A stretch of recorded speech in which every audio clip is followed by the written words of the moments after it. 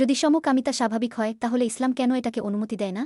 ধর্ম ও নৈতিকতা নিয়ে আধুনিক বিতর্কে এই প্রশ্নটি প্রায়ই উঠে আসে। ইসলামের দৃষ্টিভঙ্গি বুঝতে হলে প্রথমে ইসলামের একটি মৌলিক নীতি বোঝা জরুরি। যে জিনিস মানুষের কাছে স্বাভাবিক মনে হয় তা সবসময় ইসলামে বৈধ বা অনুমোদিত হয় না। মানুষের ভেতরে স্বাভাবিকভাবেই নানা ধরনের অনুভূতি ও প্রবৃত্তি থাকে, যেমন কামনা, রাগ, হিংসা, লোভ কিংবা কারো প্রতি আকর্ষণ। ইসলাম শেখায় কোনো অনুভূতি বা প্রবৃত্তি থাকা নিজে পাপ নয়, বরং গুরুত্বপূর্ণ হল একজন মানুষ সেই অনুভূতির ভিত্তিতে কি কাজ করে। কুরআনে বারবার মুমিনদেরকে নিজের নফস ও প্রবৃত্তিকে নিয়ন্ত্রণ করার আহ্বান জানানো হয়েছে।